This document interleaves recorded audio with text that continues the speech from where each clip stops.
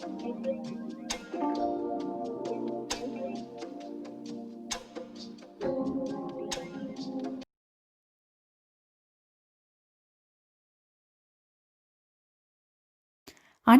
வணக்கம்.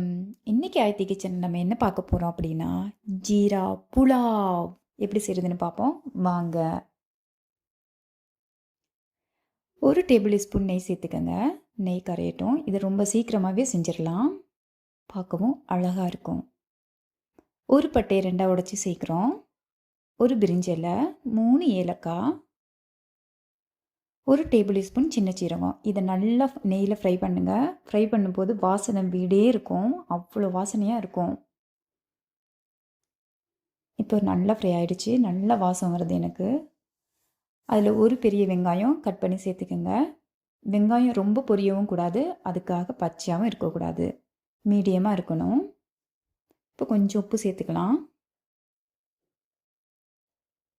இந்த மாதிரி.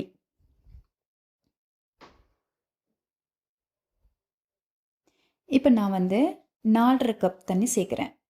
ஏன்னா நான் 2 கப் ரைஸ் எடுத்திருக்கேன். 4½ கப் தண்ணி சேர்க்குறேன். எப்பவும் சுடு தண்ணி தான் சேருங்க.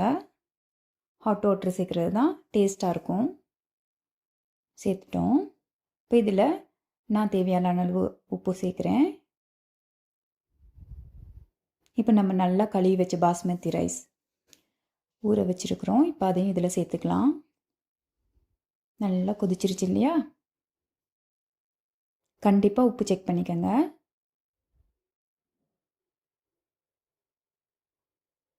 நான் இந்த ரைஸ்க்கும் இந்த தண்ணிக்கும் 1 டேபிள் ஸ்பூன் உப்பு சேர்த்துருக்குறேன். நீங்கள் பார்த்து சேருங்க. இப்படி இருக்கிறப்போ நம்ம பச்சை பட்டாணி முன்னாடியே சேர்க்கக்கூடாது. எப்போவும் தம் போடுற டைமில் தான் சேர்க்கணும். அப்போ அந்த ஒயிட் ரைஸுக்கும் இந்த ஜீராவுக்கும் இந்த பட்டாணிக்கும் அழகான அழகு, அதெல்லாம் அப்படியே பார்க்கும்போதே அவ்வளோ அழகாக அட்ராக்டிவாக இருக்கும். அதோட பட்டாணியை முன்னாடியே போட்டால் சீக்கிரமாக குழஞ்ச மாதிரி போயிடும். இந்த மாதிரி இருக்கணும் ரைஸ், நீள நீளமாக. இப்போ ஆயிடுச்சு. நம்ம தம்மில் விட்டுடலாம் 10 நிமிஷம்.